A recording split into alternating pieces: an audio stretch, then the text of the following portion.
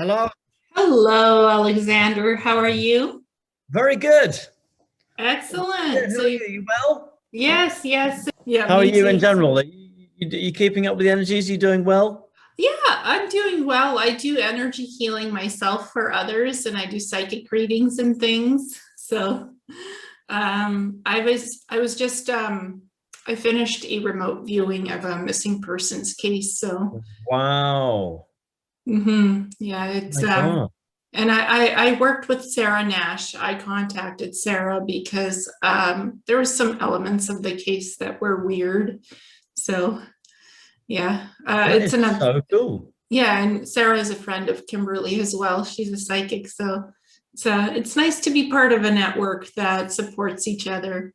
Oh yeah, 100%. We got to support each other because there's a lot of people in the community right now shooting each other down and saying, don't listen to that person and don't listen to this person and this person's evil and this person's actually a reptile and this person's actually a gray and blah, blah, blah, blah, blah. And we all need to be supporting each other right now. We're all Yes. brothers and sisters. You know, we all came down here with the same goal, the same mission, and showing each other, not judging each other. As the Arcturians said, there's so many truths out there that make the whole. As long as you're not harming anyone else or yourself, it almost doesn't matter. And there's a very big voice in the community. I won't say who it is, but they keep going on and on about how the Galactic Federation are evil and Ashtar Command is evil and everyone's evil, and I never hear the end of it. And the result is that people who channel the Galactic Federation have lost thousands and thousands of pounds in rent money and revenue, basic money, just to live.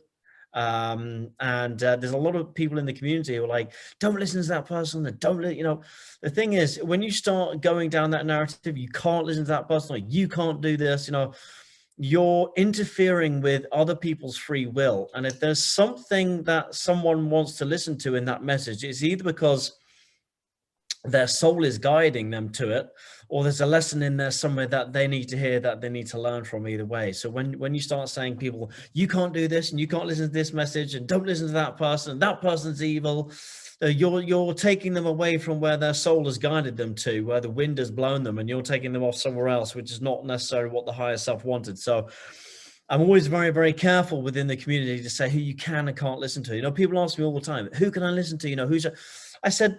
I always say the same thing. Listen to your higher self first and foremost, and create a source energy. The rest is just history.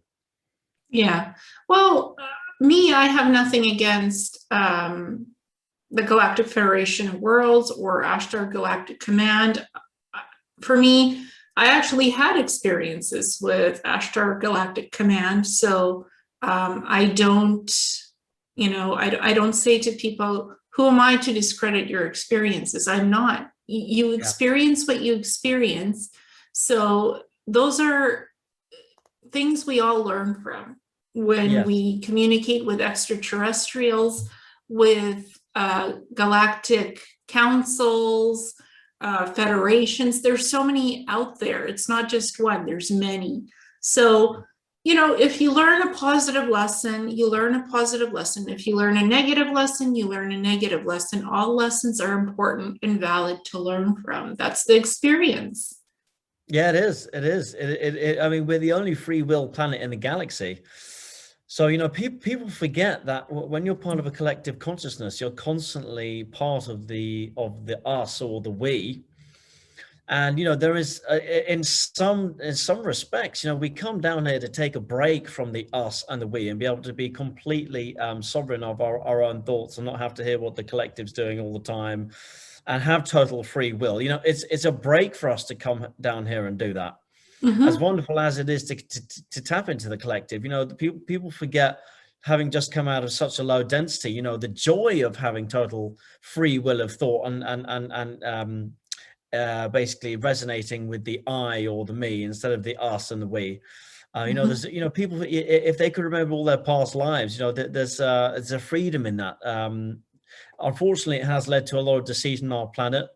Because lies are so easy to manifest, but in the incoming energies, obviously, it's much harder. So, people should enjoy their free will, because we are going to be headed back to a collective consciousness, unity consciousness, And as long as you're doing it for the right reasons, you know, enjoy the I and the me and your own free will and your own sovereign thoughts, and without being mind read, and having the collective consciousness getting involved, and having your own truth, no matter what it is, because that's so important.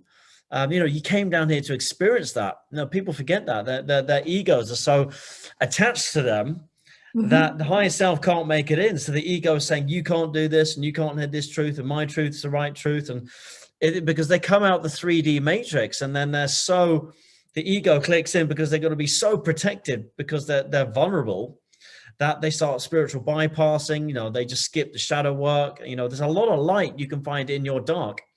So it's mostly that you see this with the star seeds at the beginning of their journey, and spiritual people at the beginning of their journey.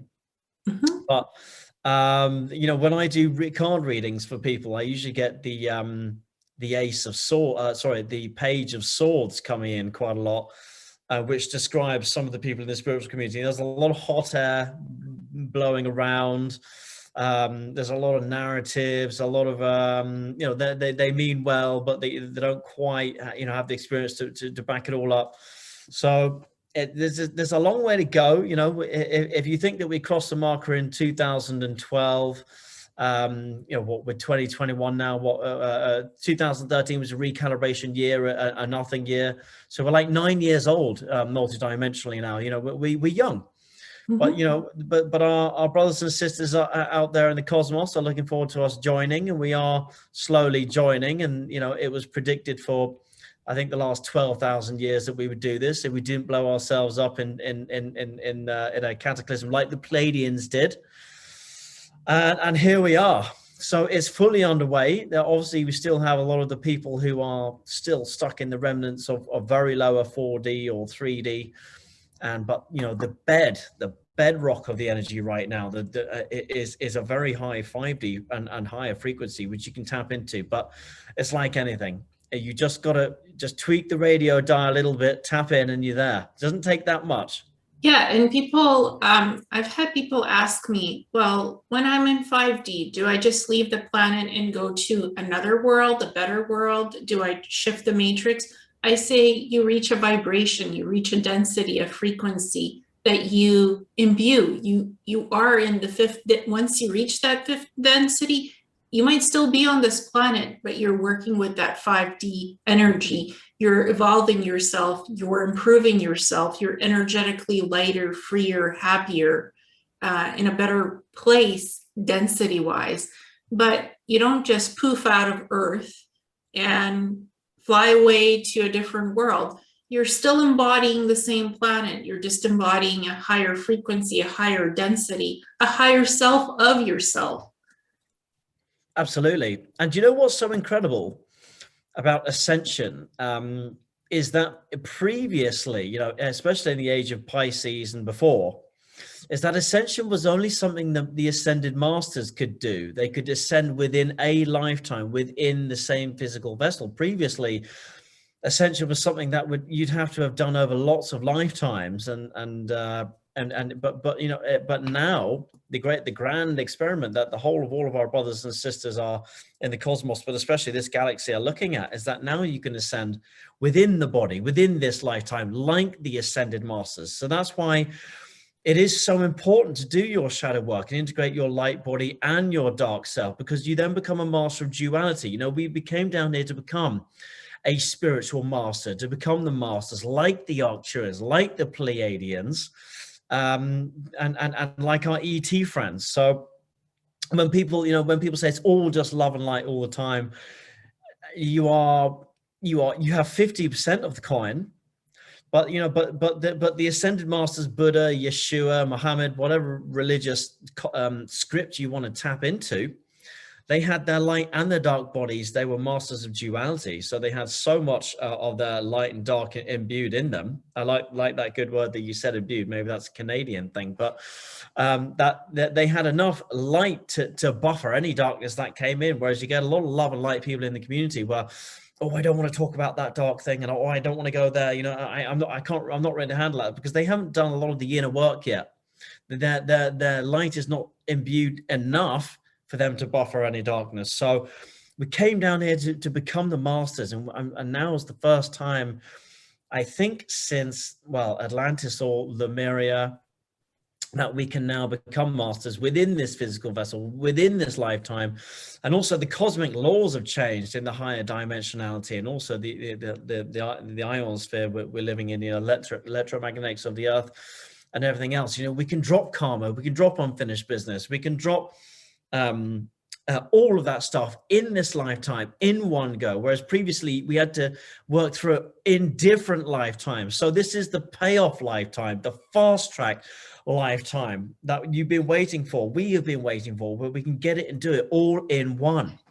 And that is why I keep saying to people, and I'll stop, so I know I'm waffling on, but that is why I keep saying to people, do your shadow work, do your shadow work, because when you break the karmic cycles, when you break the ancestral loops that have been going round and round and round, when you break the 3D of fear programs that are running in your head, then you start healing all your ancestral akashic ties and ancestral issues, because you break the patterns in this lifetime. Mm-hmm. And that's why a lot of star seeds, when you put up posts about shadow work and going into your dark to find more light and becoming a master of duality, I don't want to deal with that. I'm not ready to deal with that, because I want to have an experience out of my body. I want to go back to creator source. I don't want to be in a physical vessel. I don't want to be here, but I'm in 5D. Well, I said, well, you can't be in 5D because you don't want to be here and you're not having a physical experience. You've got to have a physical experience. So there's a lot of procrastination. There's a lot of people doing a very, very good job as well. A lot of starseeds doing an incredible job.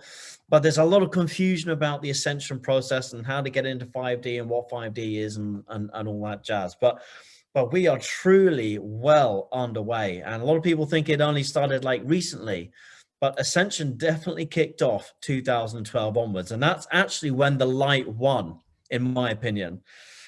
Not the harmonic convergence of 1987, not in the early 2000s, when there are a lot of people switched on. We had the Matrix movie. 2012, that's when a lot of galactics and angelics were saying, actually, the light has won now, because it takes a long time for the light to filter down to our more sentient corporeal reality down here. Up there, where there is no time, it's already done. Mm-hmm. So people have not quite accepted that, because they're still worried about, oh, well, I've had a spiritual awakening. I'm now going to change my job, change my relationship, let go of all this stuff that doesn't serve me anymore. Worrying about money now. The money card keeps coming up in my card readings all the time. People worrying about money, because there's so many people changing their careers and changing their jobs at the moment, going from 3D work to 5D work, and it's all going to work out. So those are my thoughts on all of that kind of stuff. What do you think? Well, for me, the ascension is the inner work that we do to help ourselves, to improve ourselves, to be healthier, to be happier, to remember our past lives, who we were, we are, and will be. So it starts within and it goes outwards to the rest of the people. Ascension is always happening. It's the inner work that you do on yourself to help yourself to be lighter, to be freer, to follow your true life mission, whatever that is, whatever your happiness is, letting go of karma, working through the, through the light, through the shadow self. You work with the light and the shadow self. They're intertwined, they're 50-50. So it has to be in balance. Both have to be balanced in order for you to be healthy, happy, in order to go to the higher densities and experience 5D, 6D, 8D. There's more than 5D, so people can go higher in frequency and vibration.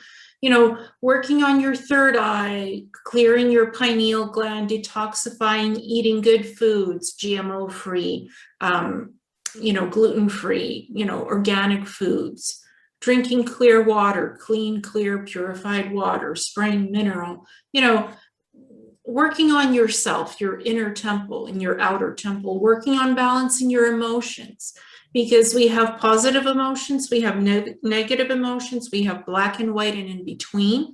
So working on your emotional happiness and stability, working on your happy hormones, the brain neurotransmitter hormones, balancing that out, that is part of the ascension. That is part of the body temple, respecting yourself, loving yourself, and being your true sovereign self. That is part of the ascension. Absolutely. And the physical vessel listens and hears that, especially your cellular makeup. You know, the more happy you are, the more joyful you are, the more in your power you are, the longer you live, and the more your immune system is boosted dramatically. So when you get all this fear nonsense on the mainstream media, you know, people's immune systems are going like this, listening to it, because they're believing it. And they're getting attachments, you know, negative attachments around them, you know, beings and all sorts of stuff. So, you know, if people say, you know, how do I I won't say the word because I don't want to take your channel down, but how do I steer away from that thing that's supposedly going around that people are getting? And I say, you know what, have a very joyful outlook, laugh every day, exercise. You know, laughter is an incredible medicine. It's an actual chemical component to your corporeal body and your cellular makeup. Here's that, you know, people who are really, happy and have positive outlook, their immune system is much naturally higher because your cellular makeup hears it as well. So, and there's ways to protect yourself naturally against what's floating around in our environment right now. There's elderberry tea. There's vitamin C, vitamin D, vitamin B12 complex. There's chaga tea to support the immune system. There's so many herbs that are beneficial, and so many different berries, different antioxidants that help you to boost your immune system, your endocrine system, your pineal gland, your thyroid, everything, pituitary. There's more than the pineal. There's so many different aspects of the organs that keep us alive.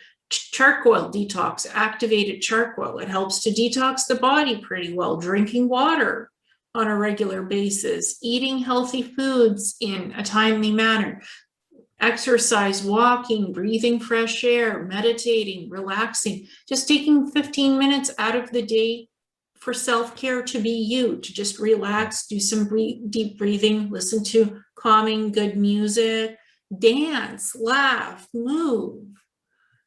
Yeah, and also being in water is very, very good. You know, the energies get a little bit high, you know, and water is a good conduit to take on. So sometimes when the energies are a little bit overwhelming, you know, what I will do is I'll go and have a long hot bubble bath with Epsom salts, and I'll listen to an hour of Cryon or something. You know, that I find that really soothing. That's really, really good. Also, you know, there's talking about I have a special witch's brew that I make.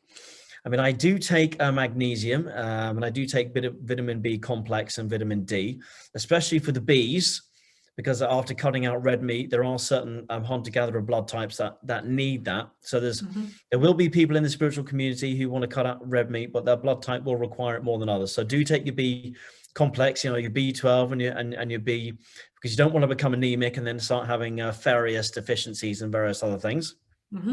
But in talking of berries and, you know, fantastic things that you can take, and there's a witch's brew that I make. It's actually my mom, who was a psychic. She this is a very old family recipe. What you do is you get ginger, turmeric, a lemon. I use Manuka honey, and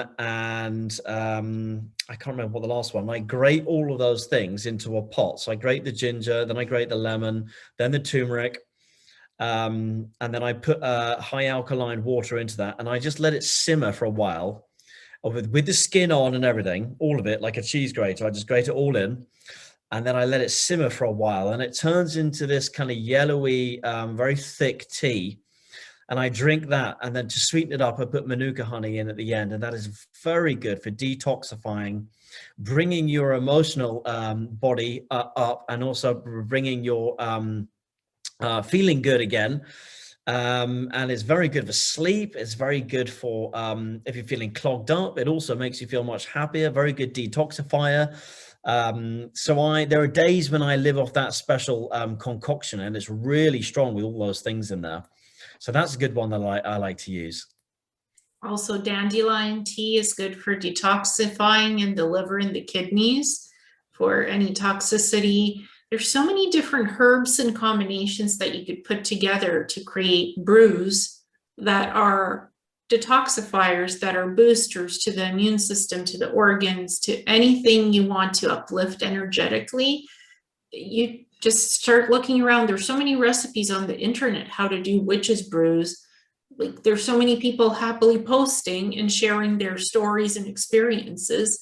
So, you know, the internet is our highway of knowledge. You can find positive things on the internet to work with. It's not all just this media hype, this and that. You can find the internet is a library. It's a network of databases, information linked together where you can find anything that you need. You just need to know the keywords. What you said, different ginger, manuka honey, turmeric, lemon. If you put all of those things together, you'll probably find a recipe of witch's brew on the internet. Everything that you listed, people can go and have a look at on the internet to find those ingredients, and they'll find a witch's brew similar to your grandmother's recipe, because people will share happily their good experiences of these things and health and improvement. That's what the internet gives us, information and power and sovereignty to search for things and have easy access to help ourselves.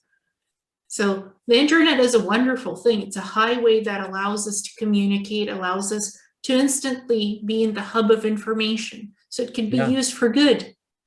I saw a Syrian channel some years back that basically said that it was a technology that they gave to humanity, getting them ready for ascension, so that all the star seeds could start coming together, which was quite amazing.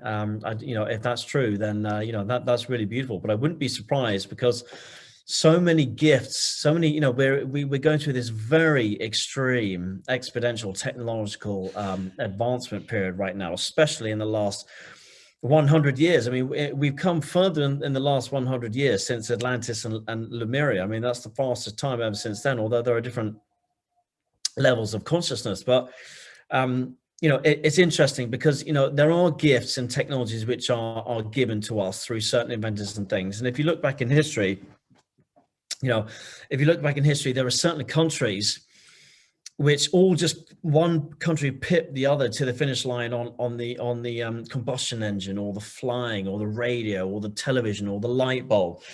But it's interesting how all of these countries, all within the same time, all miraculously had an inventor which had the same idea independently of each other, without each other knowing of it. Now, where did that come from? Was it a gift? Was it a download? It was interesting how throughout history, if you look at all the inventions that have come in, or the inventions that I personally believe have been gifted, because otherwise, why have we got this sudden incredible technological age just in the last 100 years that has exploded out of nowhere? But all these inventors in different countries, you know, within 4 weeks of each other. Sometimes, you know, another country only just missed another country in terms of 4 weeks of the radio being invented. There were other people already working on it that didn't know of each other. So, you know, often we're getting these downloads and things come in to help speed up the process for ascension, in the hope that we wouldn't blow ourselves up on the 2000 marker or 2012. And here we are. And now it's really going to go exponentially very, very, very fast. But we've definitely been gifted a lot of things without us realizing. It's not like the human brain has just suddenly gone through an absolute critical evolution in the last 100 years so that we can suddenly come up with like this MacBook Pro that I'm talking. You know, there are certain things which have been gifted, which have sped the process up exponentially, and we don't, you know, give the outside sources enough credit for doing that. And at the same time, you know, in a dark energy, we were also gifted dark technological things like the atomic bomb. So, I mean, that's why we're not given even more stuff, because we'd end up just weaponizing all of it. So, but more will come. Exactly. And you have a beautiful friend there behind you who's blue and wearing a white robe. Can you talk a little bit about who that is? Yes, so I went to a homeless cats and dogs shelter, and this was meowing at me. No, I'm only joking. This is a adult Arcturian being.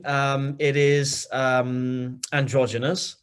When I asked what the name was, the name Zeb came out. And when there's an Australian lady who I speak to quite often, who is a theta healer, and she is an Arcturian overseer. And I get on very, very well with Lyrans and Arcturian people. And we got talking, and she said she had she has two Arcturian beings. One is called Satara, and another one is called Zebaniah. And I said, wow, that's crazy, because when I was figuring out the name for what my being is, the name Zeb came out. So it turns out we have the same, and this was totally independent of each other, 5 years apart. So it turned out we are tapping into the same Arcturian name, Zeb. So this sculpture was made by my mentor, Cynthia Crawford, who was an Anunnaki Zeta hybrid, who was created in a test tube in an underground military base. And what she would do was she would create these sculptures, and she would put the essence of the collective or of the beings into the sculpture. And she made White Brotherhood beings, the Blue Lady. She had Andromedans. She had Nebula Healers. She had Anunnaki beings. She had like Sasquatch ones. There are certain Andromedan beings that have a native Red Indian look when they actually incarnate into physical form. So she made all these ones, and she said to me, you need to pick the one you're drawn to. So I was this is right at the start of my journey. So I was very, very drawn to this one. I didn't know it was an Arcturian, didn't know what the Arcturians were called. I didn't know they existed. And since then, I've learned that I'm very connected to the Boots constellation, where Arcturus is, and all that kind of stuff, and have Lyran connections and all that kind of stuff. So so I love meditating with my Arcturian model, and all my ears are really going now. I'm getting some stuff happening just while I'm talking about it. Very, very high pitch, very, very loud in the right. Oh, and it's oscillating very, very violently now. Okay. Okay, sorry, I'm just getting some stuff coming in. So that's you're gonna have to ask me a question. I'm getting something very serious coming in here. Can you ask me a question? What is coming into you? What is coming into you? What is the download that's coming into you? Something about Arcturus, something about being on a ship, remembering something. Something about a dream I had being on a ship. And what are you remembering? What is this experience? Can you describe it? Something about home is coming through very, very thick and fast right now. Very unexpected. I wasn't planning on this happening during our interview. That's okay. These things often happen for a reason. So okay. What is going on? Tell us. Yeah, it's calming down. So my third eye is opening up, and it's something about home, Arcturus. Yeah, God, wow, that was quite intense for a moment there. I'm coming back. So I can't remember where was I? You were talking about a ship being on Arcturus, feeling home, connecting to home in this download. And you said, ask me a question. So I asked you, what is this that's happening to you? What are you experiencing? Yeah, I think I wasn't in my body for a moment there. I think I just left and went back up to the ship, and now I'm back again.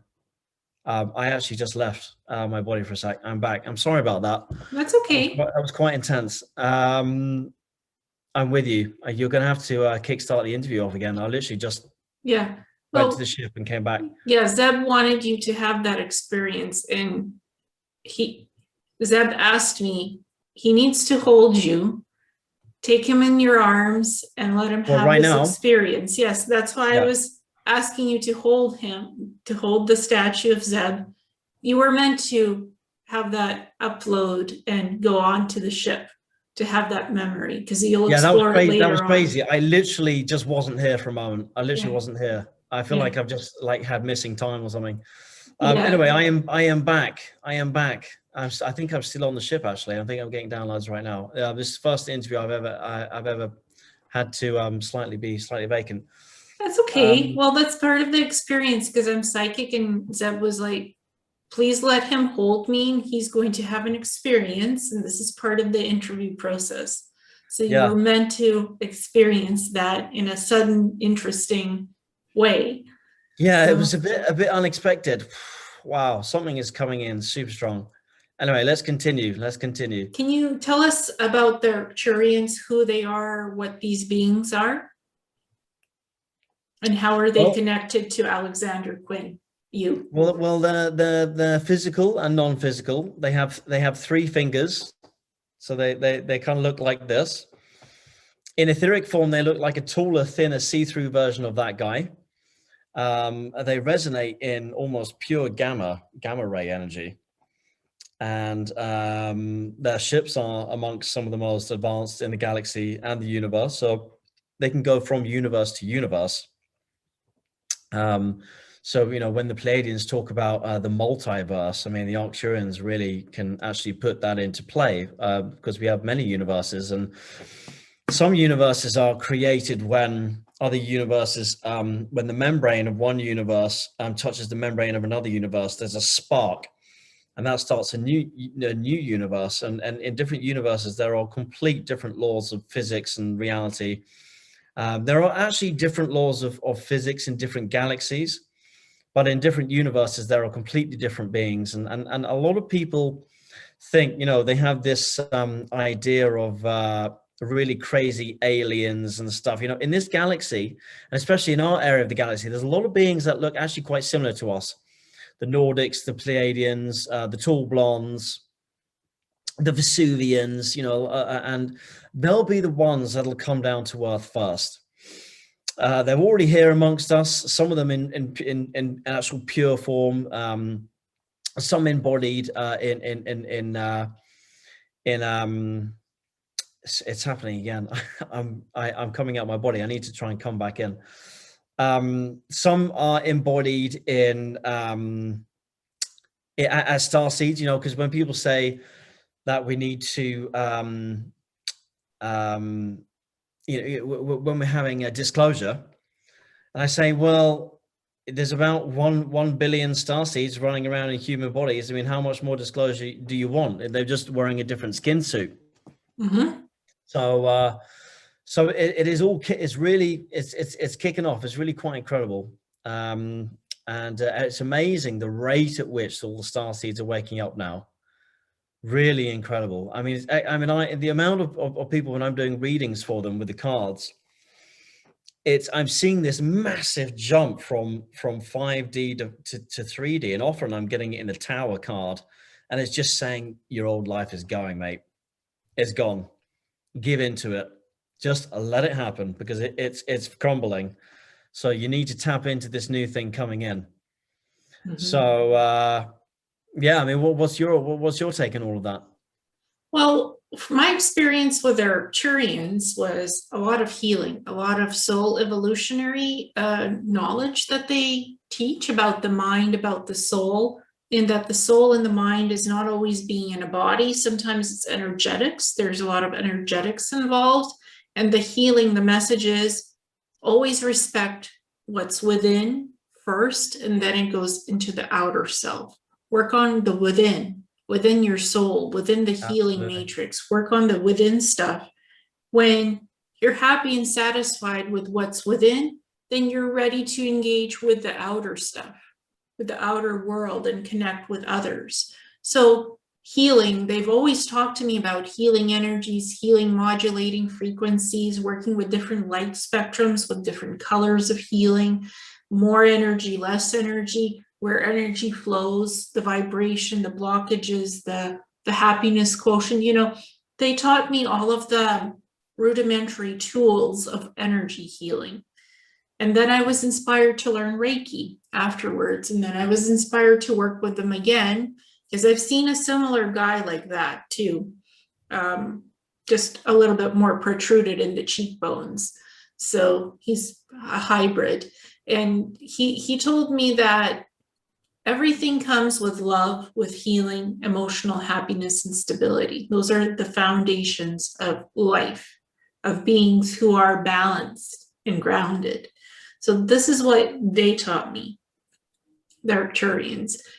And also wisdom, just life wisdom, you know, life knowledge and wisdom and lessons. Yeah. And I have somebody who channeled, I think, Arcturians, and they have Arcturian life lessons.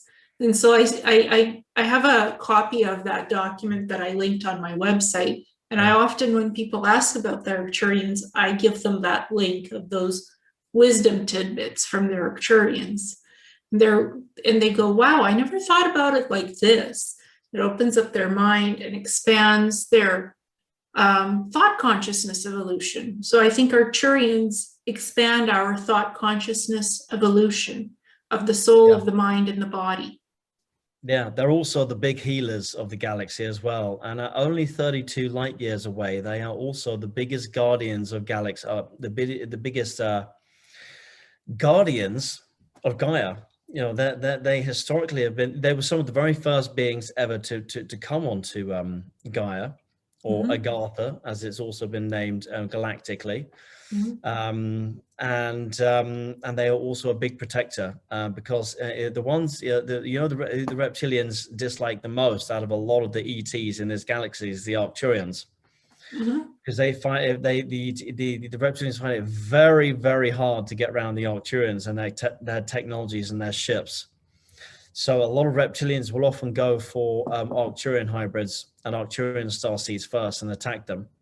And the Arcturians will come together. They'll bring a male and a female consciousness together, and then draw down some of the highest souls in creation to create new Arcturians. And in their culture, they I think the caregivers and the ones that bring up the children are some of the highest roles that you can have in their society. And they obviously our names, spirit knows our name in light.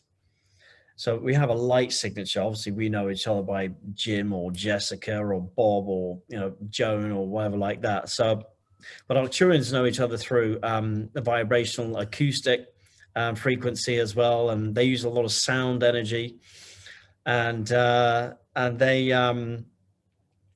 their ship, the Athena, is very, very well known. It transverses and they have massive motherships which are 25 miles across as well. Some are in the ocean, and they've had some on Mars and some previously on the moon, which is a massive hive of activity. And I just love the Arcturians. I mean, they're my favorite. I do have some Regulus aspects as well, and Andromedan, and some Lyran. My first incarnations were feline Lyran beings, but the Andromeda is my favorite, and they're the ones I most connect to in this lifetime.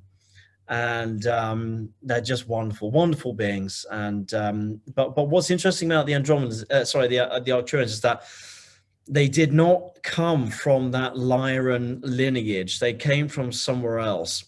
So a lot of the beings that escaped Lyra, and after the big war and the Orion Wars, all that went off and dispersed all over other parts of the galaxies. The Arcturians didn't come from that.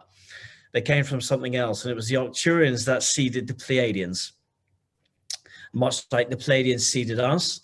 And then when it's our time, we will then go on to seed another planet. And it is the responsibility and the privilege, when you reach a certain galactic status, to be able to go off into the cosmos and do that. And the Pleiadians had permission from the GF to go and do that. So I just love the Arcturians. They're wonderful. And what is the GF? Oh, the Galactic Federation. Okay, just so for the audience, because sorry, I do apologize. Yeah. So and you can call on the Arcturians. When I first my first real ET experience was when my mentor said to print. She said, if you really want to experience them, before I send you the sculpture, print off a picture of the sculpture I will send you. So for those of you folks at home, if you want to do a screenshot of this, now's your time. So I'll get out of the way. So do a screenshot of this in case you want to print off the picture. I'll just get it. Where is it? Perfect. Okay. So do a screenshot of that. And then what you can do is print off that image. Once you've done a screenshot, I think on Apple Mac, it's Shift Command 3. And then if you want to dial it in, it's Shift Command 4, so you can actually play with it yourself. And then my mentor said to me, print off the image of the Arcturian, put it under your pillow tonight, put on like a binaural meditation or something, and connect with them, and maybe you'll go on a ship. So I did that, and I printed off the Arcturian. I put it under my pillow, the picture of the being, and I went into a very, very deep sleep very, very quickly, within like 10 minutes. And I woke up, what I thought was the next morning. I felt like I had a very long sleep, like 8 hours or something like that. And I woke up and half an hour had passed, and I thought it was the next day. And I thought, wow, that's so weird. And I thought, I must go downstairs and say goodbye. And then I got downstairs and I was like, who am I saying goodbye to? And it was the weirdest thing, because it was like I had been with someone. It's like someone had been here in the flat, but I was living alone at the time. And I thought to myself, I must go and say goodbye. And when I started searching the flat in this dream sleepy state to say goodbye to someone that had supposedly been here. And then what happened was I got an email the next day from my mentor, and she said, you need to have a regression right away, because they came and picked you up and you were on a ship last night, and you don't know it, but it's in your subconscious. And it was incredible, because I hadn't spoken to her and I hadn't told her of the experience, and she said she knew exactly what had happened. So that was extraordinary. And it wasn't until much later on that they allowed me to remember snippets of things. And there was another time when I was on an Arcturian craft, and they taught me this lesson where they showed themselves how, where just using their mind, they could imprint any sort of vision of themselves that they wanted to display themselves as. So just by thought alone, this woman was showing me, she could change her haircut. And she said, it's very important to understand your reality in this respect. And they showed me a sandwich. So they basically showed me this sandwich. It was like 2 bits of bread. But they said, you can imagine anything you want in this sandwich. And that's how your reality is. Whatever you imagine, you're going to create. So they said, have a go. So I was imagining some cheese in there and some spring onions a bit. And it was just magically appearing. And they said, this is important to remember this, because this is what your world is like down there. Although it takes longer to filter through and manifest in reality, what you're imagining and believing in is what's appearing in the sandwich of your life. So there's been lots of bizarre and incredible experiences I had. And then sometimes when I go on a ship, Arcturian ship, in dream state, sometimes it's, I remember it, sometimes I don't. Other times it's so real that it's like I'm talking to you now.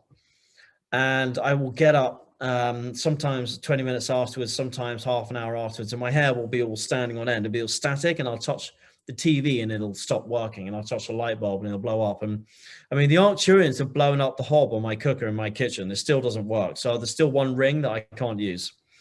So I love going on the ships, but I bring a lot of energy back every time, and it kind of really destroys all the technology in my home, which is really not helpful. So I haven't managed to figure out how to sort that out yet. But yeah, he's smiling. I can see him like doing that. Yeah. Yeah, I mean, the face on that being changes throughout the day. So it's funny you should say that, because sometimes it'll look at me and it'll seem, it does have the emotion changes, and I can read the facial expression on that. And yeah, you're right, he does smile. So it's very perceptive that you picked up on that, because sometimes if I'm very sad, he'll look very sad as well, or sometimes even he'll give me a slight look of disappointment. So we'll change. So funny you picked up on that, because I've been seeing that for 5 years. Yeah, well, whenever you talk about the technology, when you touch something, the electrical charge, he's like, that's part of the ascension evolution path. He's smiling and telling me telepathically that's just part of his ascension path. Yeah. So that's what the smile is about. He's just like, well, those are just earthly things. You can get another pressure cooker. You can get another thing for your oven, for another, you can fix the oven. You can get a replacement part for it if you want. He's saying those are all replaceable things. Those are just physical items. So fear not, it can be replaced if you want, or you can leave it as is if you're not using that part. So, I've actually just left it as it is, but I mean, how did you get into the whole psychic ET thing? What was the doorway that got you into it? it was healing, and it was not being happy on this planet, honestly, because my mission was to come and rescue a soulmate who had been trapped here during the Atlantean times.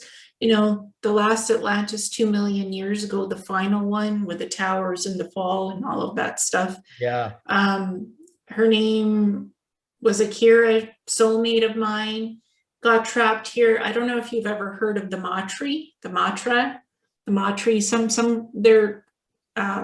grays. They're the technologically advanced grays who were able to enter sacred locations where they weren't supposed to go. They were able to change the frequency of sacred spaces, like under Amarumuru in Peru. They have the Maldek tunnels, and this is where my soulmate was trapped in primitive stasis. They trapped her, and basically they left her there and closed off the sacred space. They're not able to go there anymore because it's been reprogrammed and it's protected. But at the time of Atlantis, they took advantage of everything being somewhat in chaos on the planet, shifting, changing, and they trapped her there. She went there to help the Atlanteans to prevent the downfall, to not go too far technologically with overburdening the crystalline technology. So she went to help, but instead got trapped and left in stasis for 2 million years. Yeah. So I was an L Pleiadian being, a hybrid. The L race is 12th dimensional, and they could take on any form they want, energy, body, create anything they want, like what you were, the reference to the sandwich, same type of thing, or like a Q being in Star Trek, similar to that. And I didn't want to come to Earth. I didn't want to go, and I didn't want to go with her. She basically is like, come with me, let's help them. Let's not have Atlantis destroyed, because she knew what the history would be. She knew what was going on. I'm like, nope, I'm going to leave them to their own devices. They're experiencing this for a reason. They have to learn from their mistakes. I'm like, I'm not going. So she went, I stayed in Andromeda, and then I couldn't find her for 1,000 years. I kept looking and looking, and I couldn't find her signature. And I thought to myself, well, I think she's on Earth. I think she's stuck. And I think I need to go and have a human incarnation and get her. But I would have to remain on the planet and have my human lifetime afterwards. So I guess I talked myself into it and did it. So she's been rescued. I'm still here. I've completed that primary mission, why I was here in the first place again. And this is how I came to terms with being in this human body and accepting being on Earth and being here and starting the healing journey, the ET contacts, part of the balancing and the grounding. It's very, very difficult for, people who, old souls, there's a lot of earth souls, a lot of earth seeds, a lot of star seeds to a new, a lot of old soul star seeds, but a lot of them, it can be such a struggle to be down here on this earth, even if you've been here for 100,000 years and then you suddenly wake up to who you are again. A lot of starseeds don't want to be here and stuff, and I always say that the best way to love being here and want to be here and want to come back, because many more come back than they would profess to admit. Many yes. more come back. They say don't want to be here and this will be my last time and all this, but many more come back than they would profess to admit, because they have agreed to doing it. And they want to come back to see the fruits of their labor as well. They put a lot of hard work into the grids, and they want to come back and they want to see how it plays out. It's a great privilege to come here during this time, because all eyes in the cosmos are on Earth. We're the new kids on the block. We're like the newest in this galaxy for sure. And I think one of the newest out there in many other galaxies as well. So the best way, I always say, and I'd like your opinion on this, is to ground to Gaia and bring Gaia energy back up into you, golden Gaia energy back up into you, and find your purpose, not what the external world has said you need to do, not what education or your parents said you had to do, not the external world, what you feel in your heart you need to do. So when you ground and you start living your purpose for yourself from your truth, from inside, that's when you start finding happiness. That's when you want to be here and connect to the grids. That's my opinion. What would you say? Well, a lot of the folks that I work with, when I do galactic soul readings, they ask me, what's my soul mission on Earth? What's my soul purpose? And I see their original soul purpose sometimes, and I tell them, well, it's to help your children with this and that. It's to evolve yourself with this and that. It's to do this job or this job. And sometimes I don't see a soul purpose or a soul mission. I see just to experience being in this time frame, in this reality, just to be on this planet, to experience what's happening here, and to watch and to learn and to listen. So soul purpose can be many different things, or it could be one specific mission that you're coming here. From my own experiences, I had one mission: to come and rescue my soulmate so that she can leave this planet and not be stuck in stasis. That was the only purpose of why I decided to come here. But now I've created a mission to just live my life to the fullest and enjoy the discoveries of what I'm learning, my own evolution, while I'm here, to do the best that I can. Because my mission is done, but I'm alive, I'm here, I'm in this body. So I'm choosing to live happily, to embody who I am and live in my happiness. So soul missions could be many different things. Soul purposes could be many different things. And what I learned through the experience of coming here again is that every planet has its own rules about coming on the planet for whatever you're coming in for. Sometimes you can come in as your own ET self. Sometimes you need to come in as a reincarnation in a human body vessel. Even though I didn't like how I came here, but this is the rule of this planet. I can't just come in and grab whatever I want off of this planet. It doesn't work that way, not in this 3D to 5D reality. If you have a purpose and you're coming here to reach a mission, you incarnate. That's how it works on this planet. That's not how I made the rules. It just is on this world. Sometimes you come in incarnated remembering your past lives, sometimes you don't. It really depends on what you are putting in for your soul mission parameters. Sometimes you will remember, sometimes you won't. It's really, and I've heard of the soul traps, the death traps, that there's ETs that are waiting on the other side to catch your soul and to throw you back into the reincarnation game. If you don't subscribe to the false belief systems, then nobody can trap you into anything. You can navigate your soul where your soul wants to go and how it wants to be. There's nobody telling you, oh, go into the light and, you're in heaven. That might not be the light. That might be something else controlling your mind on the other side when you pass on. You listen to whatever you feel is best for you to do on the other side when you pass on.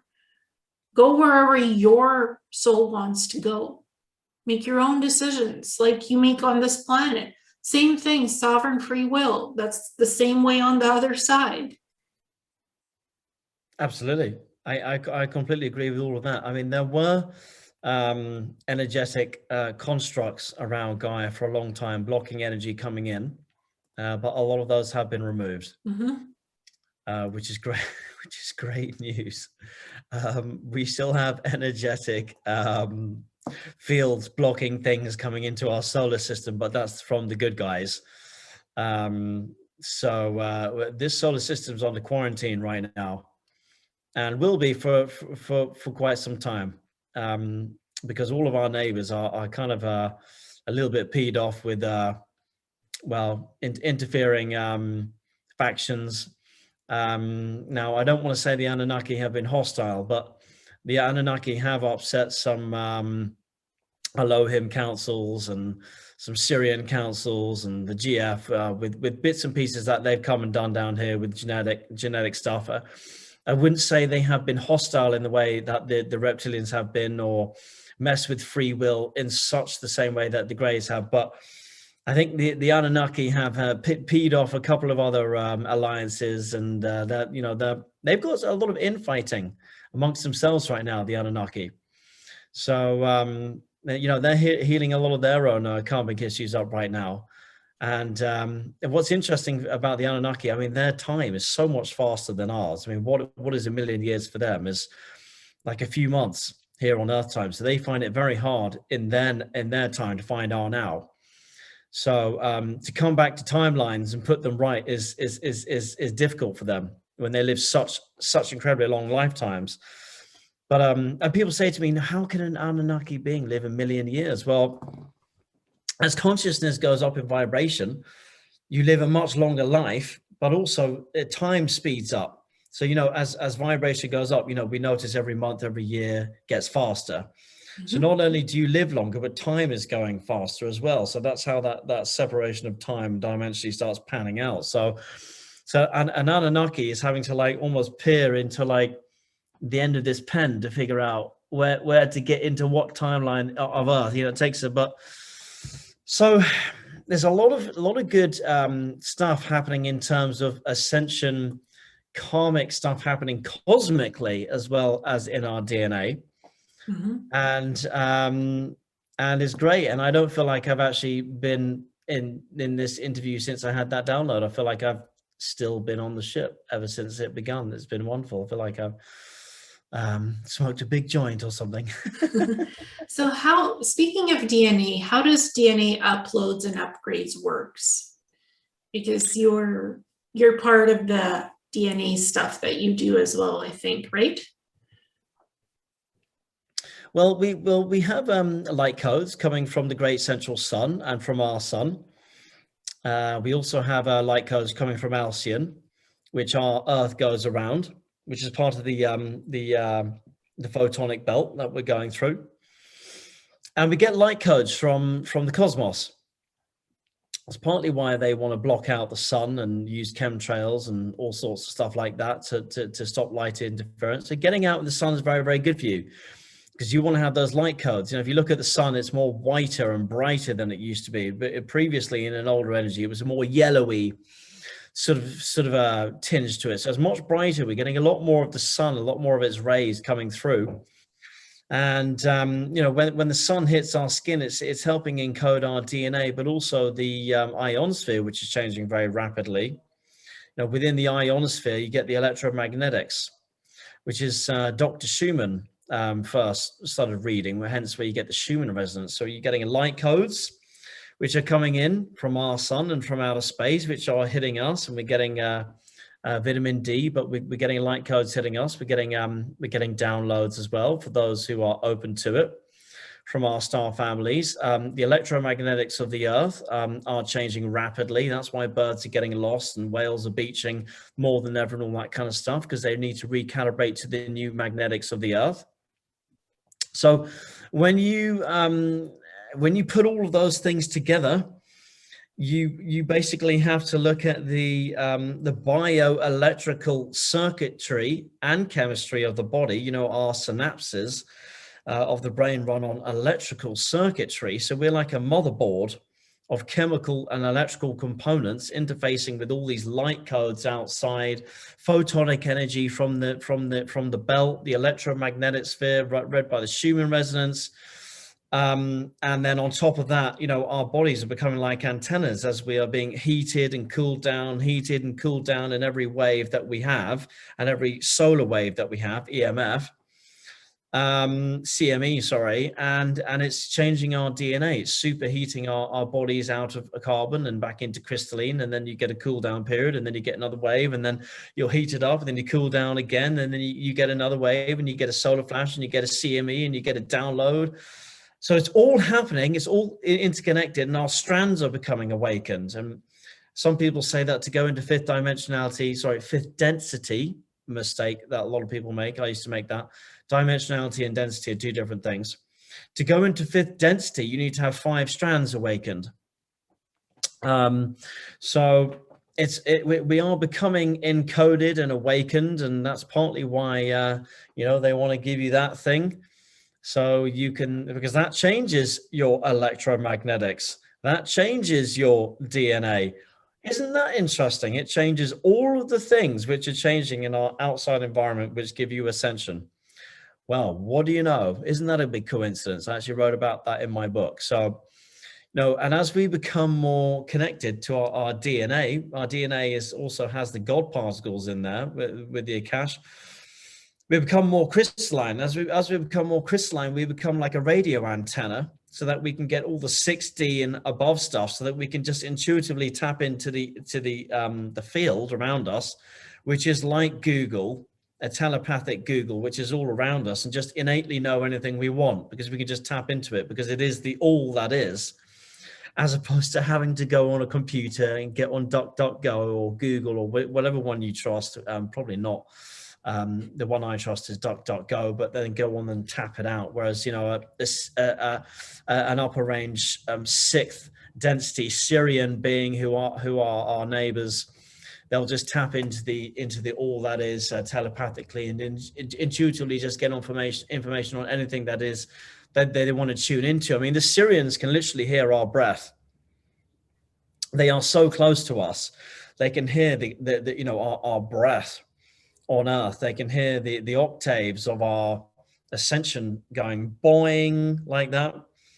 And as can many other beings, you know, the Arcturians, you know, all of our cosmic neighbors who are incredibly close, you know, at 32 light years. That's very, very close. I mean, it's for them, it's like being in the room next door. So they hear all of our outcries and our, you know, all of our problems and all that kind of stuff. And they, you know, they've had such compassion for the heartbreak and the heartache and the terrible things we've had to go through. I mean, that's partly where all their compassion comes from as well. So it's we've been through so much on Earth, and you know, these crystal kids and the rainbow children especially, who are coming in with very little karma, almost no karma. That's why they're coming in with these families, and there's no issues they have to work through. They don't have to teach the parents anything. They're just coming in and they're just off.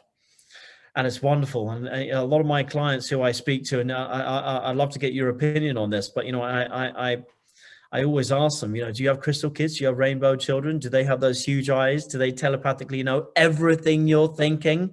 Can you not hide anything from them? Yes, to all of that and more. So. Well, I think I was a crystal child, because I do have the big eyes and the round moon face. So my parents can never hide things from me. I always telepathically know what they're up to. They can't hide secrets from me. I just know what they're up to. And my cat has the big eyes, and she's very telepathic. She had been a priestess in a past life, and she came in to give love to the family. So our family unit has a very specific purpose while we're here together in this way.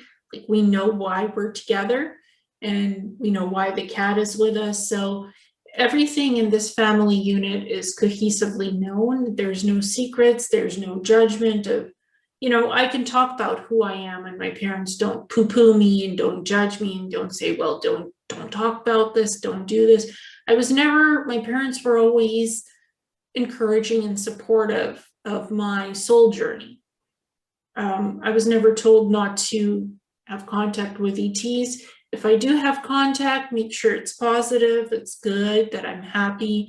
You know, my parents are aware of these subjects, of these super interesting, supernatural things outside the normal society phenomenon.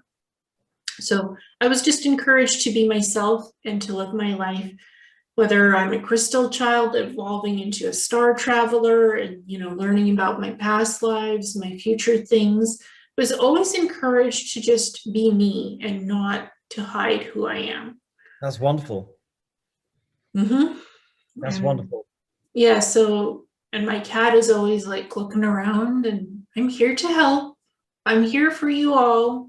So the cat is very sentient and very psychic as well. She's an integral part of our family.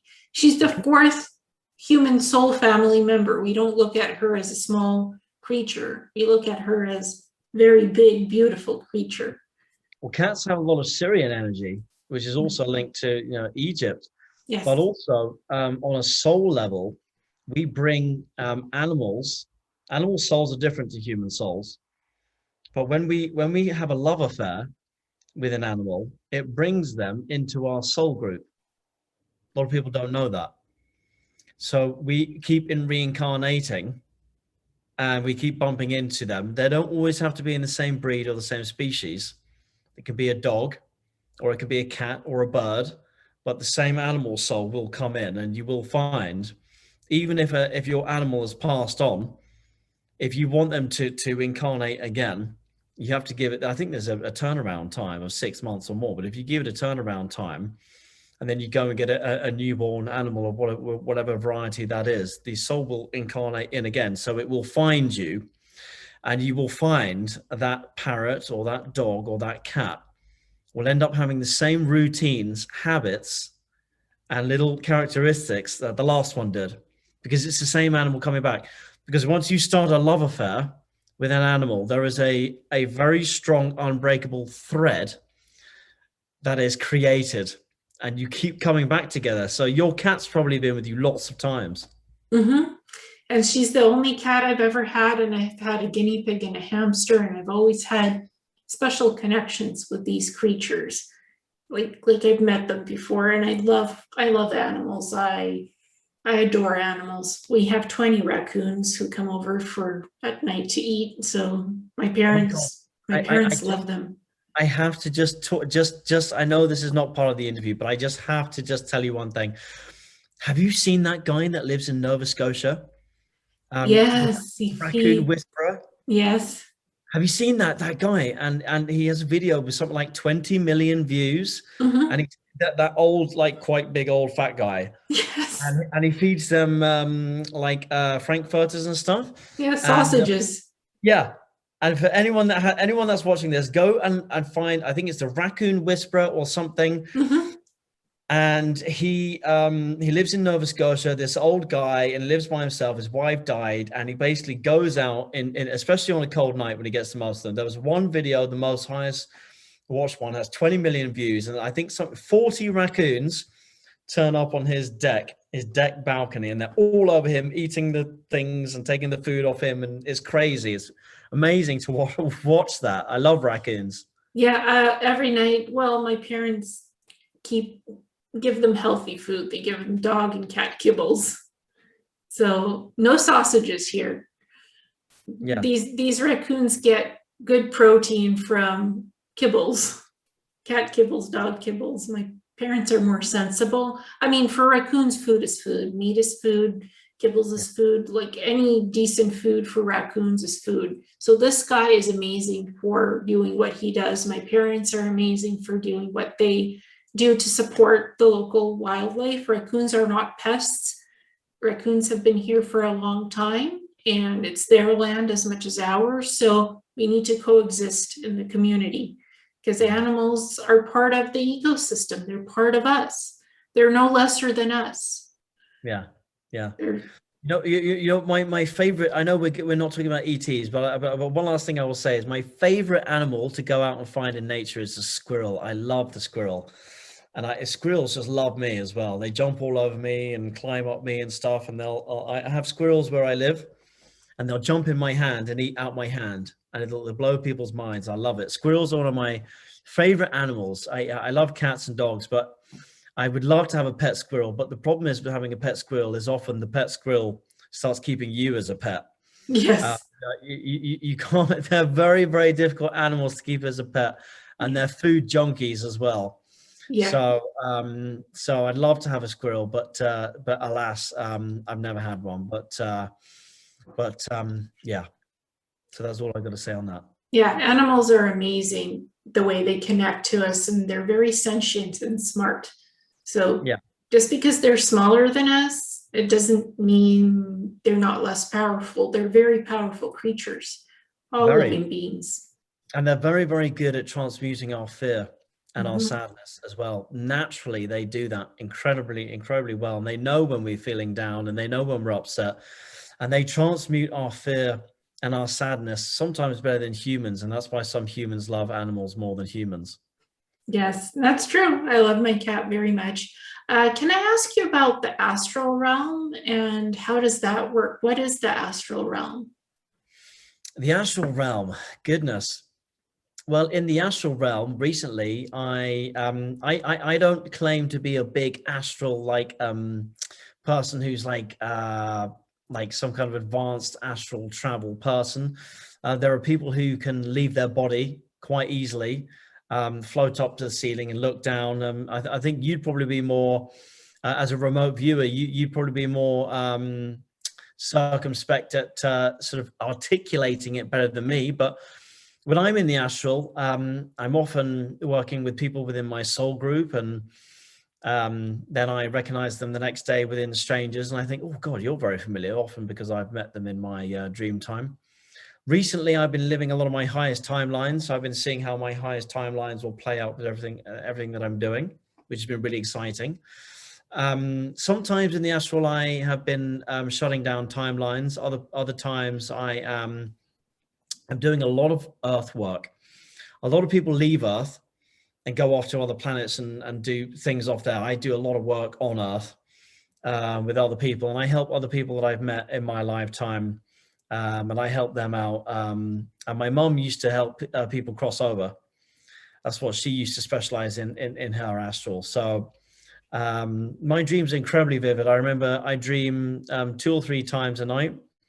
And then when I wake up in the morning, I fall asleep and then I dream again. And I remember all the dreams in total color vision. And I can walk through the dream and control it as if I'm there.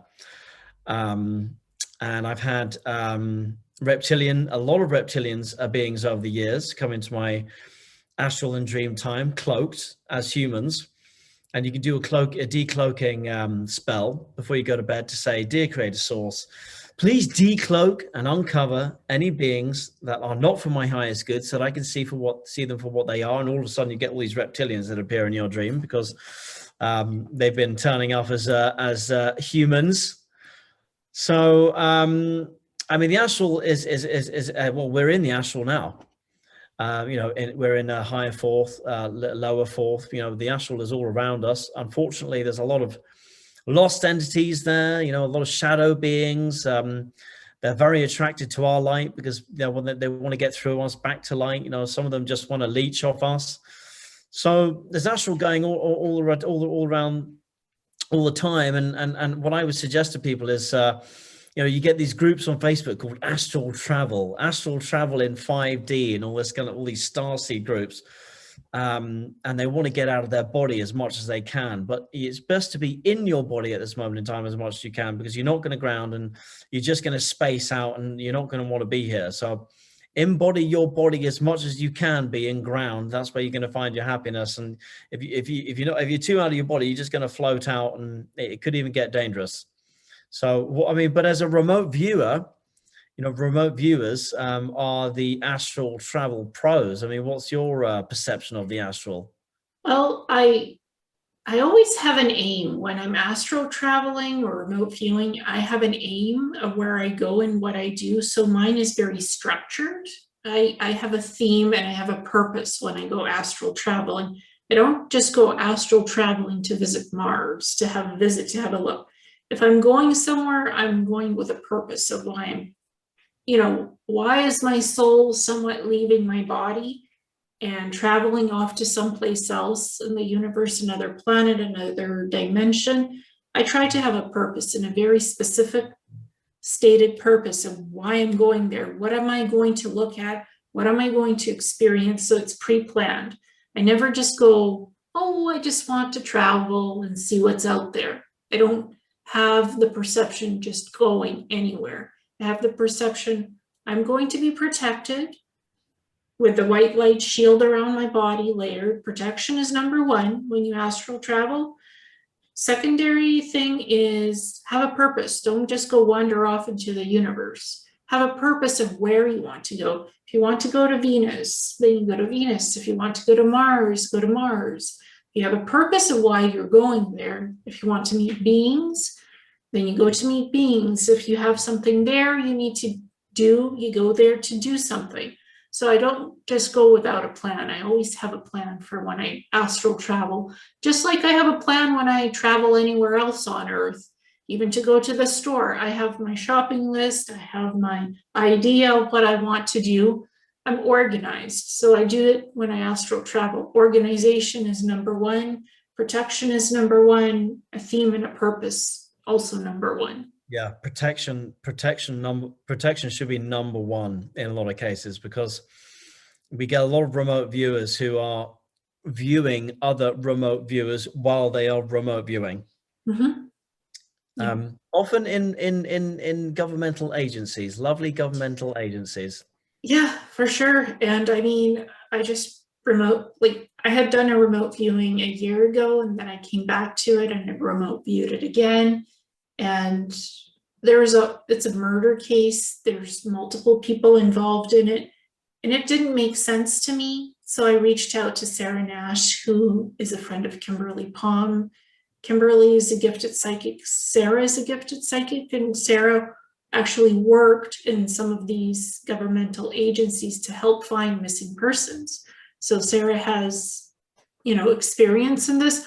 I don't work with finding missing persons. I was asked to remote view this case from Colorado, Salida, Colorado, and it's near Boulder, Colorado, actually, where the people who asked me to do the remote viewing live. I was just asked as a remote viewer to have a look. I don't find missing persons. I'm not a missing persons expert. I'm just a decent remote viewer. So I did it, and this case was with me for a year. The lady who was killed just kept contacting me from the other side. Her husband is in jail right now going on her murder trial. She kept telling me, he didn't kill me. Somebody else killed me. Wow. He's an accessory to murder because he knows what happened, but he didn't kill her. So maybe he helped plot it.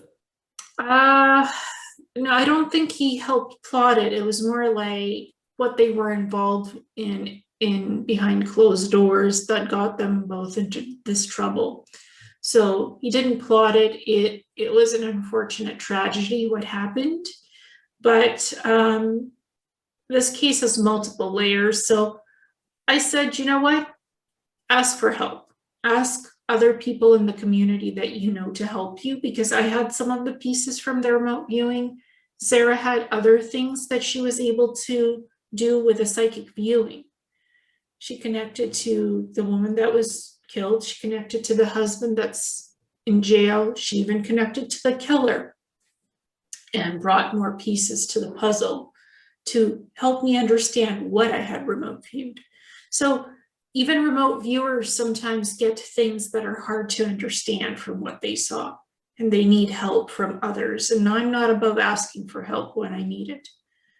So, and I've made the remote viewing public. I've made the notes from Sarah's psychic viewing public. I know that goes against the standards. When there's a open missing persons case, you're not supposed to really put out the remote viewing, but there are extenuating circumstances this time around.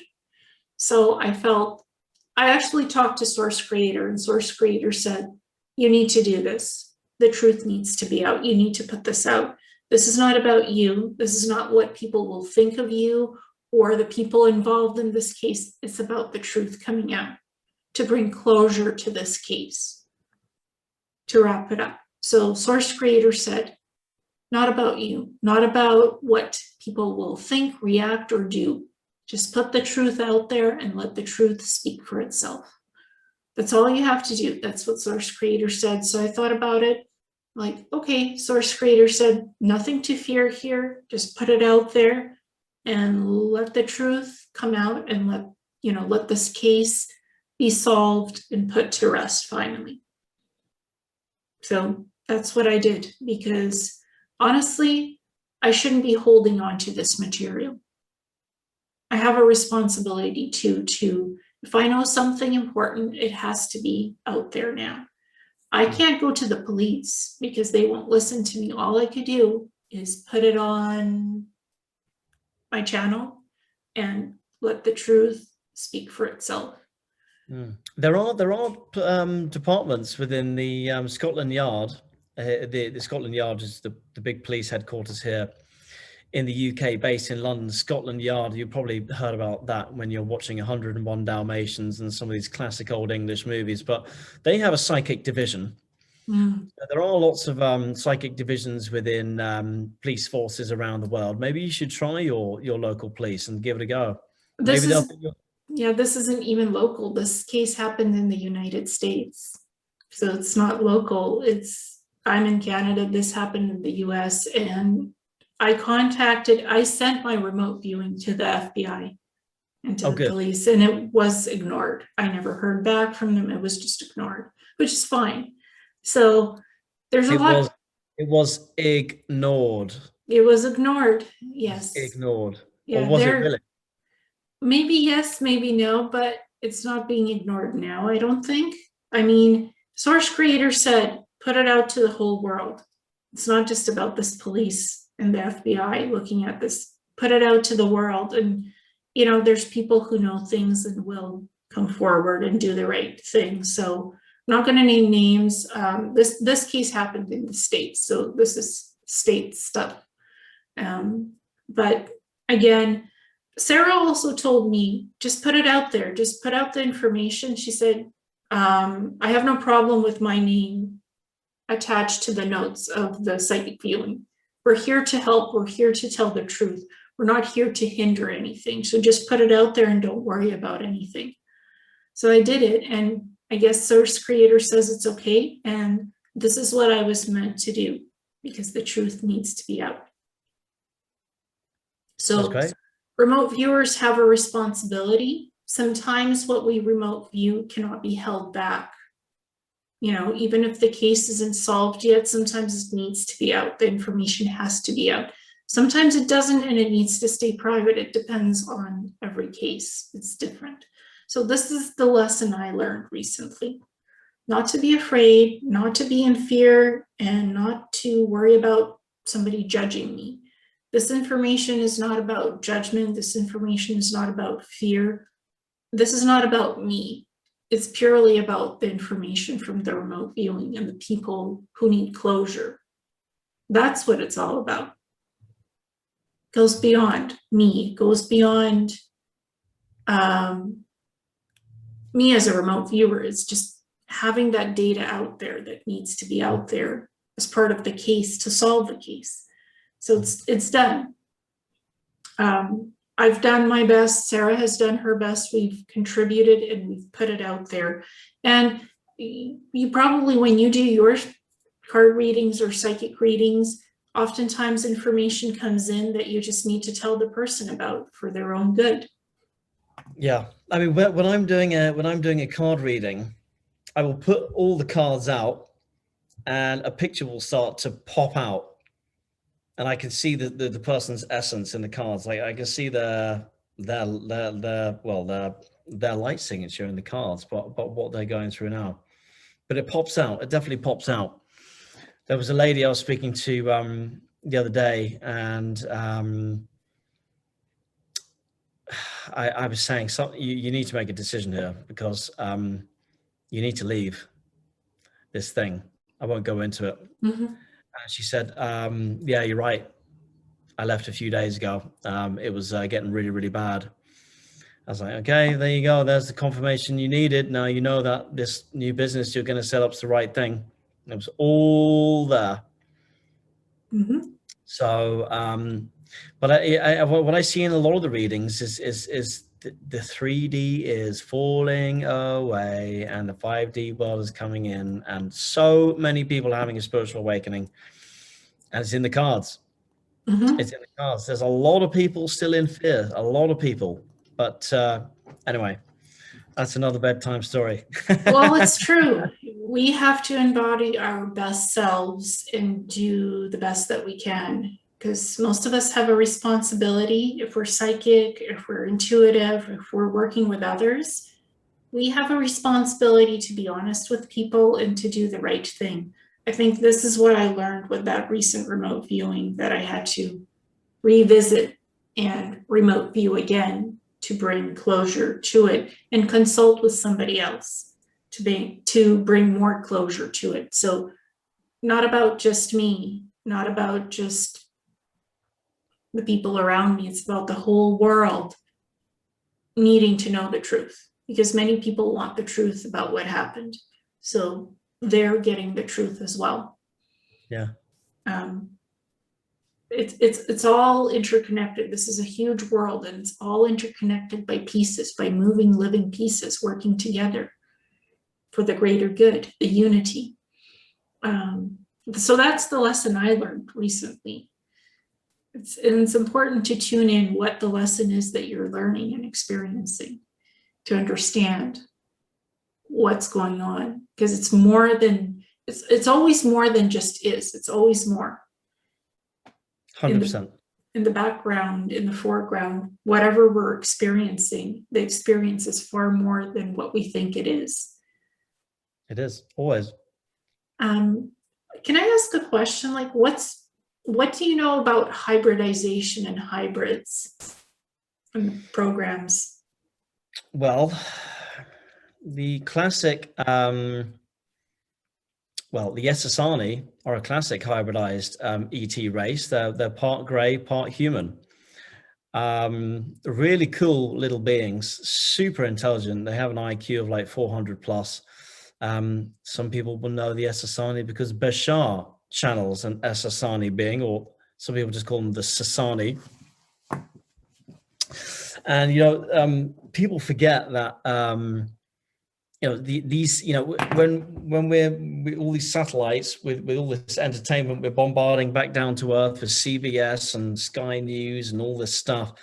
You know, the ETs are picking up on our entertainment as well. So that, you know, they're if you go to that Jodie Foster movie, Contact, at the very start of that movie, it starts with you're on Earth. And there's all this noise, and you can hear all the bands playing and the radio. And as the over the first 20 seconds of that movie, you see the camera pan out, and you're getting further away in the solar system. And as you get further and further away from Earth in the solar system, you can hear like some of the really, really old radio transmissions, which have taken a long time to get out into outer space, like from the Second World War and stuff like that. So as you're getting out into the edge of our solar system, you're hearing like Hitler talking at the Olympic Games for the first time and stuff like that. You know, what people forget is that there are ETs picking up on our radio. That, you know, they're listening to our radio stations, you know, out of entertainment. And there are Andromedans picking up on Lucille O'Ball, watching I Love Lucy and stuff. You know, you know, they have the technology to pick up on all this stuff and watch our movies and stuff too. I mean, they laugh when they do it, and they don't get the same entertainment that we get from it. I mean, it's, but, so they're picking up on all of this stuff too. What was your question again? What are the hybrids in the hybridization program? Yeah, so you've got all these ETs. So for example, Bashar, who channels the Essassani, well, they're a classic hybridization of human and grey. The hybridization program was also partly put together in case we did have an Armageddon event and we were going to have a sixth, seventh extinction. So if we didn't make it, there would be enough human DNA within a genome to keep it going. And also partly there is a human hybridization program in play in order to bring more hybridized children down to Earth to accelerate ascension. Some of them living on the crust and some of them coming down here. And you're getting parents who you're getting, well, not men, because men don't have babies, but you're getting women, and women were always the shamans of the Earth, actually, not the men. And it's the women who were historically the spiritual ones, and they're the ones who are the child bearers. But that's a whole nother discussion. And then it's the men that became the shamans later on, when we went all masculine after many things that happened. So you're getting women who are getting pregnant and they've got a fetus and it grows for the first 3 months and then it vanishes. You would not believe the amount of women that, you know, come to me and talk to me about hybridization and the fact that I've had a lot of them work in the military. A lot of them work in the military. There will be family, there'll be military wives, and they'll get pregnant because a woman knows their own body, and they'll have a baby growing in there and it'll vanish after 3 or 4 months. And they don't talk about it because they're in fear of they'll get psychologically sectioned or put away or whatever. But it's happening a lot. It's happening a lot of the time. And then some of the times they will get to meet their children and watch them grow up in dream time or in the astral. And then in more rarer occurrences, the child will come back and they'll meet them in real life. There was a incredible Mary Rodwell, who's like a dinosaur in the ET community. You may or may not know her, but she's been knocking around like since forever, and she was one of the really big exponent voices of the ET thing, you know, back in the late 70s. And I've interviewed her on my my channel, Mary Rodwell. She's like, you know, like Mick Jagger of the Rolling Stones is like a dinosaur of the. She's like she's like the Mick Jagger of the ET world. You know, she's an archetypal, like old school name, been knocking around for ages. And she told me this incredible story because she has set up a whole global network for people who have been part of the human hybridization program. And she had a client who lost the fetus at 3 months, had the dreams about this cat-looking girl, like a lyran feline cat-looking girl growing up in her astral. And then she was on a plane. I think it was a plane. And she turned around and she was moving away from the plane toilet, the plane loo. And she heard a voice on the plane, like midair, say, "Mommy, Mommy, I'm here," but in her voice, in her head. And she turned around, and right at the other end of where the toilet was, right at the back of the cabin, was this cat-looking girl. Cat features, and she almost couldn't believe what she was seeing, and the voice said, "I've got to go, but I just wanted you to see me." Anyway, this little girl walked off into another part of the cabin, you know, where they make the ready meals and stuff, and she shot down there, and it had gone. She searched the whole plane, so she had just gone there just for a moment, just to be with her mum. There's also Stan Romaniak. I think it's Stan Romaniak, who they planted child pornography on his laptop so they could control him. It was terrible. The NSA did it, and or the CIA. I can't remember which one, but he was having a lot of the ETs were actually coming to his front door. I mean, it was unreal. So, and they were shutting down the cousin. When the cousin opened the door, they were phasing them. And the ETs were so bold, they were actually coming to the front door. He had a hybrid child that was on the ships, and he met the hybrid child because when he was talking about all the ET stuff, it was turning up to the conferences. And there's a picture on it. It's got huge eyes. So there's actually a lot of people who have hybridized children but don't know about it, who are part of the human hybridization program, partly because it was a safeguard to protect us against an Armageddon if it were to happen, but also partly to accelerate ascension, and also partly to get more of our human DNA into the ET genome and help other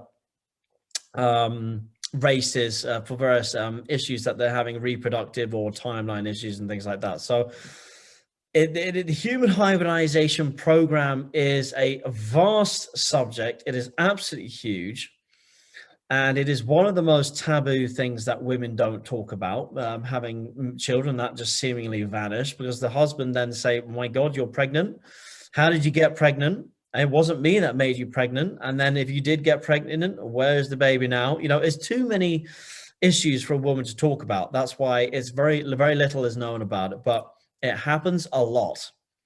and there's a lot of women going through it, and it's crazy. And we agree to, the women agree to doing that before they get here. So a lot of women need to remember in a past life regression, or when they go back to their super consciousness, that you did agree to this, so don't freak out, just relax, okay? So that is the nuts and bolts of it. Yeah, I've had some folks that I worked with where their DNA was taken and the hybrids were created outside their womb, outside the fetus, because you can grow the children in regeneration tanks, like a womb or a regen tank, where the child grows. All they need is some female DNA, some male DNA, some sperm, some egg, mix it up, and you create them outside the womb. So I've had those kinds of cases as well, where women have told me, I remember my genetics being taken. I remember saying sometimes they agree, sometimes they don't. Sometimes it's ETs from their own lineages who want children and who need DNA from their family soul group. That's why they come here, connect with us again, and ask, are you willing to donate some of your DNA so I can create a child? This will be from your lineage because you're part of our ET family. So I've had that happen as well. And I've also had people just tell me, I feel I'm a hybrid. I have ET genetics that I was born here in my cellular memory. I was born with this. And they say, well, people, if I tell this to somebody else, they'll think I'm nuts. I'm like, no, you're not nuts, because we are born with certain ET genetics from our ET past lives or lineages. So we are, in a sense, hybrids ourselves. We're not 100% pure Earth. Just because we're born on Earth doesn't mean it's all pure Earth genetics. We have genetics in us of extraterrestrials. We just don't have the DNA scanners yet to pick up the extraterrestrial bits of DNA. Yeah, well, it's trapped in all that junk DNA, isn't it? I heard that we have up to 24 different species of DNA outside or ET DNA interspliced with ours, partly through reptilian manipulation, vastly because of Anunnaki manipulation, actually, vastly. The Anunnaki are the DNA manipulators extraordinaire. Mm-hmm. They are the supremo DNA sculptors, some of the best in the galaxy or the universe. So yes, I mean, some ETs see us as royalty because of the heritage that we and the library that we have within us. And in terms of genetic storage, Earth is a mass storage unit, because on Earth we have every different type of insect, animal, fish. We have every different type of ET embodied within an animal that is on Earth. That's why the Palladians call this planet the living library, because we have the ant people, and we have the lions, like the feline cat people, and we have humans, and we have the giants, which are all the Garthans living inside. And for every type of animal, like the praying mantis and lots of, there is an ET form of that somewhere else in the universe. So this is not only a huge waypoint, galactic trade point stop off where people stop and carry on before going off elsewhere, but we, humans ourselves are genetic storage vessels. Mm-hmm. for lots of different DNA which we have within us, but then again also are to all the animals which are part of the living library on Earth. So this is a massive storage vault of a paradise, unlike anywhere many other planets in the universe. And we're quite well hidden on the Orion belt of this part of the galaxy, way out towards the end.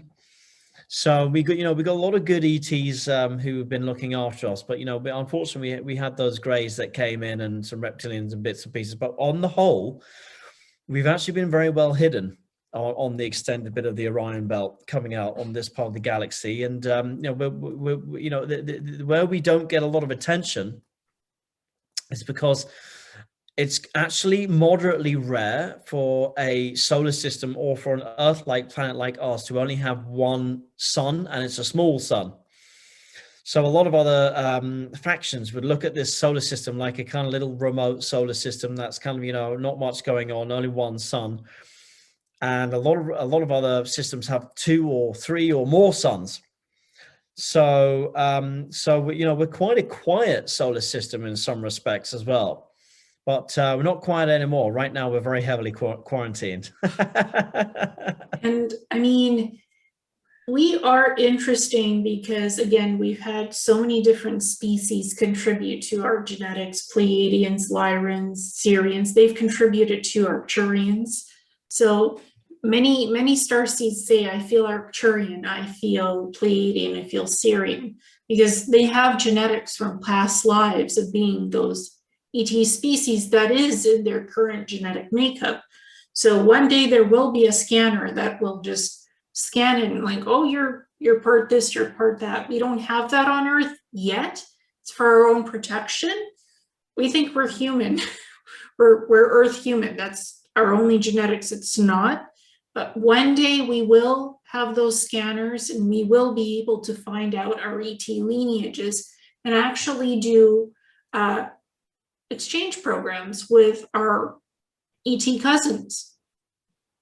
That will be coming in the future of this planet, because Absolutely. we're not going to be always isolated in our little pocket of the universe. Well, the Pleiadians, it was the Pleiadians that sliced a 24th chromosome into our DNA. So we have 23 with a 24th, that is quantum. Anyway, science will pick up on it soon. It does make me laugh because, everyone thinks that, it's like, the electric light, well, that's fiction 200 years ago. Mm-hmm. Now it's science. Yeah. The internet, that was fiction 100 years ago. Now it's science. So everything becomes science once it's been validated. So, there's a lot of physics which explains a lot of new age energies and things like that. Mm-hmm. It's called physics with an attitude. So, the light body, the Merkaba, all the electromagnetic fields around us, in my book that's coming out on Dolores Cannon's publisher, I actually approach a lot of the Ascension New Age stuff with science, the actual science behind what's going on with it, because people just think it's New Age woo-woo nonsense. This stuff it's got physics behind it. How do you think these Pleiadian ships get here from the Pleiades in 4 days? That's not New Age nonsense. It's physics that's doing that. Mm-hmm. So, eventually, as time goes on, science will prove all of these things and it'll be called science. But right now, scientists want to discredit anything that they can't prove, just call it New Age fantasy. But, if you go back to, all of these things, it was all just, computers. How would you be able to have a conversation with someone across the other side of the world in real time, like we're doing right now? Well, like 50 years ago, that would have been New Age woo-woo stuff. Now it's science. So everything's going to become science. Mm-hmm. So, but it really is a question of, can our consciousness handle the science?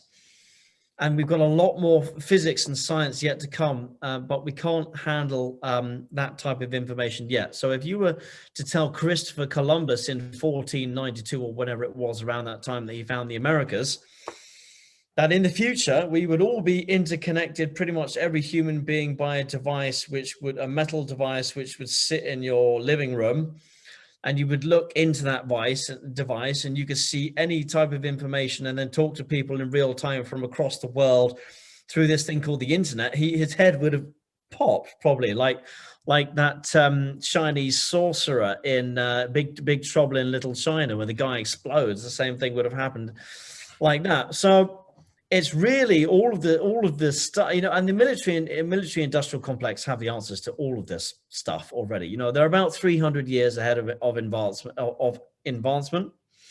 And what the fossil fuel generation are really going to have a hard time getting out of their teeth is when they find out that they've been blamed for climate change. And yet all along, the secret governments and the military industrial complex had free energy all along. And this is what, you know, a lot of the star seeds and the people, you know, they don't want it. They just want to stay in love and light because they don't want to have to deal with a lot of the truths which are coming. But actually the truths are beautiful. And they're going to set us all free in many ways. So that's why I keep going back to shadow work over and over and over again, because get it done in this lifetime. Don't wait till the next lifetime. Get it done now.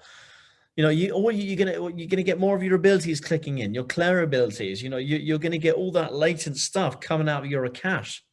You're gonna speed your ascension up so quick. Get your shadow work done. Find your light in your dark. Bring it up to the surface. Heal the ancestral stuff. Do it now. Do it today, as they say. Don't wait till the next lifetime. You can do it now. So yeah, in answer to your question, that's all I've got to say on that one.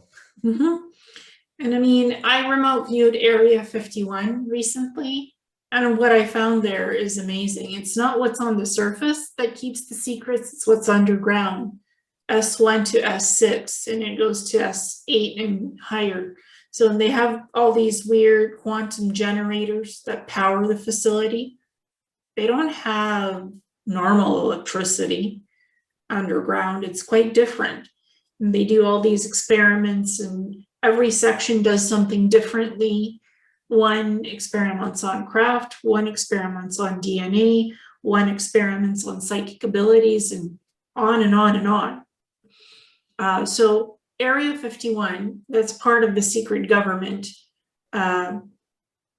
facilities. Area 51 is a real facility underground, not just the base Area 51. That's just a military, normal base. What's underground is the real facility. So not everything is as it seems on the surface of this planet. There's a lot of military black ops facilities underground masquerading as what's on the surface, saying Area 51 is the surface base. No, it's not. That's just a normal military facility. The real Area 51 is underground. There's a black elevator in the main military base facility that takes you underground. It's huge. This elevator can take up people or take up things as well, go underground to these various sections and put you there and then take you somewhere else and goes deep underground. So that's where the good things are. It's not on the surface, it's underground in secrecy where normal people cannot venture. Yeah, so. And a lot of these tunnels go very, very, very deep. Some man-made industrial military complex bases were actually taken over by ETs. So, and there are many ETs actually working on these bases. Some good, some bad, some imprisoned, and they have massive freezers where they keep a lot of bodies as well. Yeah, and they have a liquid craft that seem like liquid. So yeah, I mean, in time, but I'll give you a final thought. I can only be here for another 10 minutes before I have to jump on to something else. But the Wright brothers flew in 1919 or something around there for the first time. And then in 68 years later, when the Beatles had "Love Me Do" and songs like that, SR-17, the Blackbird, the fastest plane ever, still one of the fastest planes ever. In 68 years, man flies for the first time, and then we have the fastest plane ever of all time, which was first flown in the 60s. Didn't come out until 1987, I think, into the public domain. So if they had SR-16 or SR-17 when the Beatles were knocking around, what the hell do you think they have now? Well, we already know about the TRB-3, the anti-gravity craft, which works just as well in water as it does in the air. But I tell you what they don't have. They still don't have the trans-dimensional craft that the ETs have, which is like a massive glowing ball. They still haven't mastered that technology yet. A lot of the technologies that they have are still just about human enough to recognize them in the sky as them being made of something out of an earthly material. Mm-hmm. So I'm going to have to wrap it up shortly because I've got to be somewhere in 9 minutes. But is there anything else you wanted to run through or add? It's been a very fascinating conversation. I don't think I've actually been here while we've been having it. Some kind of absolutely ridiculous thing took me somewhere else halfway through, and I've been there ever since. It's been mind-blowing. What do you know about Atlantis and Lemuria? Well, I was on Lemuria. I never was part of Atlantis. There were a few Atlantises. People say, I was on Atlantis. And I say, great, which one? Because there was more than one. Mm-hmm. The first major one was in the Atlantic, and Mu, otherwise known as Lemuria, was well, the highest peaks of Lemuria are still in existence, otherwise known as Hawaii. The rest all sank, but the highest peaks of Lemuria still exist. They poke up. That's why Hawaii is still some of the most sacred, guarded places on Earth still, where they keep enormous secrets, the Hawaiians and the elders there.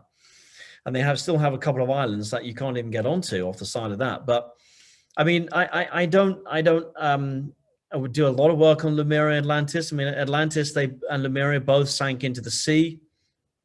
I've heard that we had these fervor vent things which were holding up the atmosphere, and the reptilians dropped a bomb on it or something, and the atmosphere caved in, and there was non-stop rain, and that's partly why we had that biblical thing of Noah and the Ark and the 40 days rain, and that's why Atlantis disappeared. We have Plato in his Timaeus or whatever that thing, talking about Atlantis. So there are ancient Greeks who knew about it, and I believe Lemuria was 50,000 years ago. That's roughly the timeline we're looking at, which is a much more feminine era. They did have a much higher consciousness, and their DNA was working at something like 50 plus or higher. Same in Atlantis, although Atlantis was much more crystalline technologies and huge crystalline tech and things like that.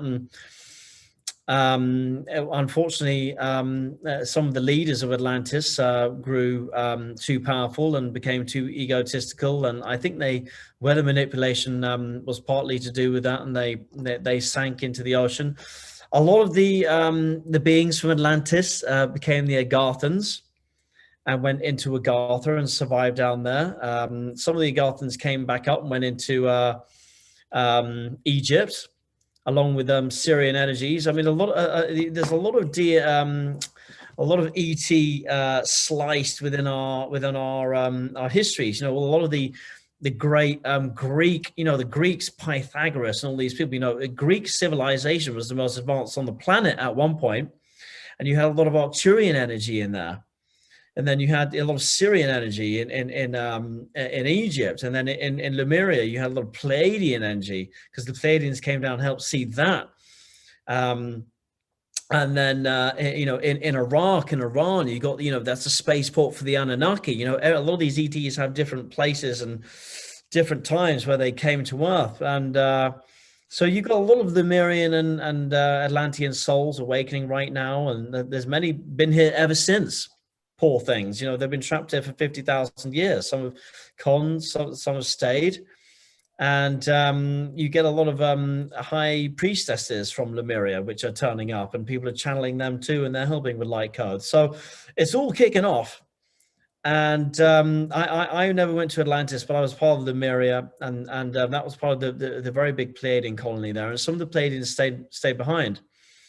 So I wouldn't say I'm a professor of Lemuria or Atlantis, but that's some of what I know. But my attributes on articulating other areas are probably stronger in other places. But that's what I know. Mm-hmm. And I psychically get a name, Xander. That might be your soul name or something associated with you. Xander comes in for some reason. So I thought he keeps smiling and saying Xander.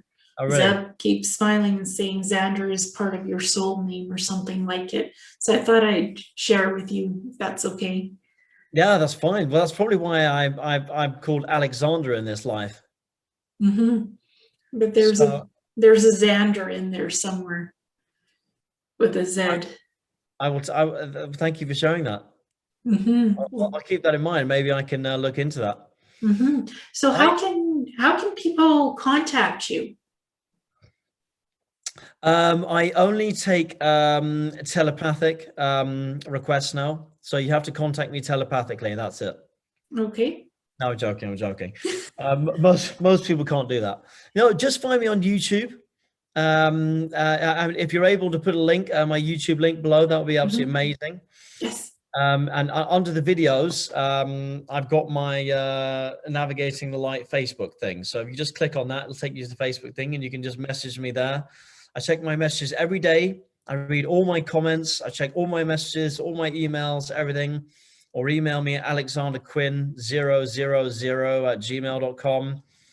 And yeah, only message me if you want to book a session or if you're actually serious. I get so much mail, I don't know what to do with it at this moment in time, and I don't have any help. So please only message me, if you really need help, because I'm bogged down with messages at this moment in time. It takes a while to get back to people, but I love reading the messages, and by all means get in touch. My book will be out with Ozark Mountain towards the end of the year. I thought it was going to be sooner, but the editing process takes a damn long time, long site, longer than I thought it would be, because getting a book out and getting it published with a major publisher is like running a marathon. It's exhausting. So and I would like to thank you so much for coming on your channel. And I think you've activated me as well. I think you partly activated me today, because I got some very strong stuff kicking off during this interview. And I think we've been talking for 2 hours. So I don't know where time's gone. It's absolutely flown by. It's the longest interview I've done in a long time. Well, thank you so much, Alexander Quinn, and beautiful meeting your Zeb in the background. He's the one who activated you. I was just along for the ride to see it happen. Yeah, I mean, I do get activations sometimes by him, but to just now, whoa, I was struggling. I was not here. I was struggling to focus on what you were saying, but oh, that's okay. This was part of the activation process. Sometimes things are meant to happen in these interviews for the person themselves to get something from it that they need. So this was fantastic. Thank you so much, Alexander. It's been a joy, and much love, and I look forward to doing it again. Thank you very much. Bye.